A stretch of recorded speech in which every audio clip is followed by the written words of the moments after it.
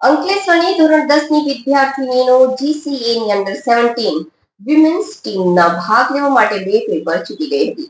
જો કે ગણિત અને વિજ્ઞાનમાં 100 માંથી 100 માર્ક્સ પણ સંસ્કૃત અને સોશિયલ સાયન્સની પરીક્ષા મેચને લીધે આપી ન શકતા ટૂંકમાં પુનઃ પરીક્ષા આપી પાસ કરવા સાથે ક્રિકેટમાં ભારત તરફથી રમવાનું સપનું હજુ પણ બરકરાર રહ્યું છે. અંદાડા જ્ઞાનદીપ અનુકૂળબા હાઈસ્કૂલમાં અભ્યાસ કરતી 16 વર્ષીય ઉપાસના પટવર્ધન વર્ષ 2019 થી ક્રિકેટ રમી રહી છે. અંકલેશ્વરની સરકારી સ્કૂલની વિદ્યાર્થીની ગુજરાત સ્ટેટ વુમન વન્ડર 17ની ક્રિકેટ ટીમમાં પસંદગી પામી છે. અંદાડા જ્ઞાનદીપ અનુકૂળબા સ્કૂલમાં ધોરણ 10માં અભ્યાસ કરતી ઉપાસના પટવર્ધન ક્રિકેટ પ્રેમ એટલો વધુ છે કે તાજેતરમાં લેવાયેલ ધોરણ 10ની પરીક્ષામાં સંસ્કૃત અને સોશિયલ સાયન્સના પેપર સમયે મેચ હોવાથી પરીક્ષા આપી ન હતી. ક્રિકેટમાં જેમ અવ્વલ છે તે ભણવામાં પણ ઉપાસના અવ્વલ છે. જે વિષયની પરીક્ષા આપી હતી જેમાં ગણિતમાં 100 અને વિજ્ઞાનમાં પણ 100 માર્ક્સ બોર્ડ પરીક્ષામાં મેળવ્યા છે. જો અહીં મેચના બદલે બોર્ડની પરીક્ષા આપી હોત તો તે પરીક્ષામાં ઉચ્ચ ટકાવારી સાથે ઉત્તીર્ણ થઈ હોત, પરંતુ ક્રિકેટ પ્રત્યેના તેના અનહદ પ્રેમ અને પાગલપનને લઈ પરીક્ષા આપી ન હતી.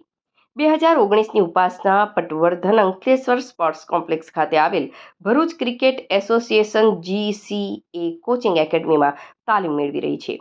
ઉપાસના પટવર્ધન ઓલરાઉન્ડર છે. ઉપાસના અગાઉ જીસીએની અંડર 15 ટીમ સાથે છત્તીસગઢના રાયપુરમાં રમાયેલ બીસીસીઆઈની અંડર 15 વિમેન્સ ટુર્નામેન્ટમાં ભાગ લીધો હતો. ઉપાસના પટવર્ધન નાનપણથી જ ક્રિકેટ રમવાનો શોખ ધરાવે છે. તેના માતા પિતા બોડી બિલ્ડિંગ ક્ષેત્ર સાથે જોડાયેલા છે, ત્યારે તે વર્ષ 2019થી ક્રિકેટ રમી રહી છે. વહેલી સવારે ઉઠી પ્રેક્ટિસમાં જવાનું, ત્યારબાદ અભ્યાસ કરવો તેની દિનચર્યા બની ગઈ હતી. ત્યારે સરકારી શાળાની વિદ્યાર્થીનીઓ આકરી મહેનતના અંતે આ સિદ્ધિ પ્રાપ્ત કરી છે. ઉપાસનાએ આગામી સમયમાં ટીમ ઇન્ડિયા વતી રમવું છે અને તેના પસંદગીના ખેલાડી સ્મૃતિ મંધાના છે.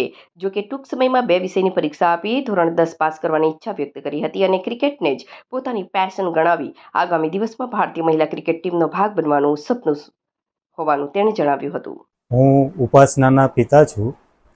ઉપાસના ભણવામાં ખૂબ જ સારી છે અને સાથે સાથે ક્રિકેટ પણ ખૂબ સારું રમે છે.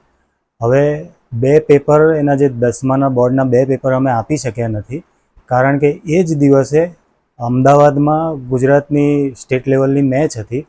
તો અમે ઘણા કન્ફ્યુઝ હતા કે શું કરવું જોઈએ, પણ છેવટે અમે નક્કી કર્યું કે આ વખતે મેચ રમી લઈએ. 2 જે પેપર બાકી રહેશે પાછળથી આપીશું. તો ભલે 2 પેપર ના આપી શકી, પણ ગણિત અને વિજ્ઞાન જેવા વિષયોમાં એ બોર્ડની પરીક્ષામાં 100માંથી 100 માર્ક્સ લાવી છે. તો એનો મને ઘણો જ આનંદ થાય છે. એના સ્કૂલના શિક્ષકો પણ ખૂબ સારી રીતે ભણાવે છે. જ્ઞાનદીપ સ્કૂલમાં એ હાલમાં અભ્યાસ કરે છે.